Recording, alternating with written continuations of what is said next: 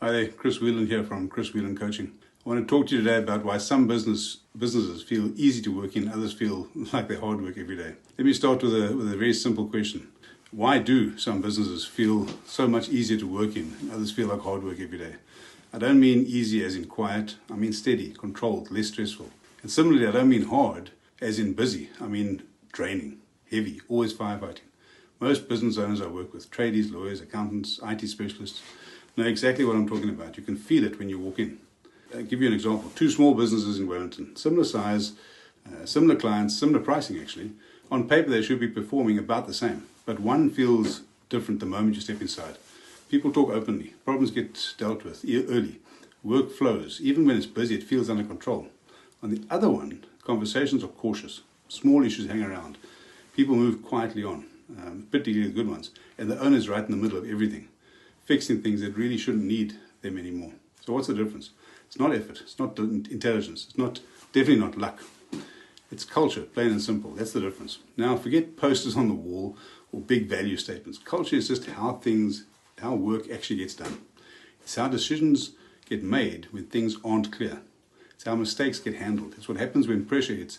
And it's how people behave when you are not around, not in the room. Every business has a culture, whether you've worked on it or not. The real question is your culture helping the business run better, quietly making everything harder? Now, where culture, or most culture problems come from, and it's certainly what I see over and over again across trades and professional services, the owner has a very clear picture in their head of what good looks like. The team, however, doesn't. Not because they don't care, not because they're lazy, not because of anything else, but because expectations haven't been made clear enough or consistently enough. What actually matters here? What's non-negotiable? What standards come first when priorities clash? When people don't have clarity, they guess. And guessing leads to mistakes, it leads to rework, it leads to frustration. And eventually the owner stepping back in to fix things, right? That's when the business starts to feel heavy. Clear businesses can scale. Unclear ones rely on heroics. What you want is accountability without the drama.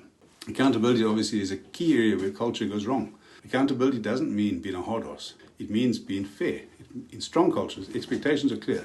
Feedback happens early. Standards apply to everyone, including the owner.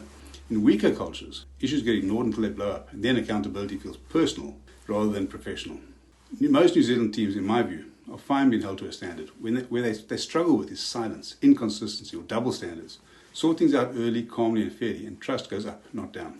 Now, absolutely, leadership sets the ceiling. And here's the uncomfortable bit. Culture is a mirror of leadership.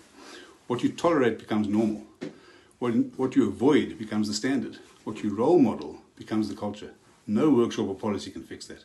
In businesses, if the business still relies heavily on you to hold it together, that's usually a sign that standards, systems, expectations haven't been made clear enough yet. Culture doesn't fix itself, and if you don't shape it deliberately, it'll shape your workload, your results, and your stress levels. So here's the question worth sitting with.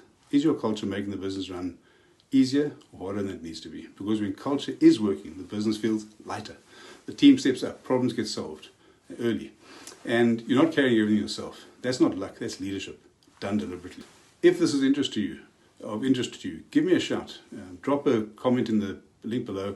Set up some time in my diary, you can grab the link there.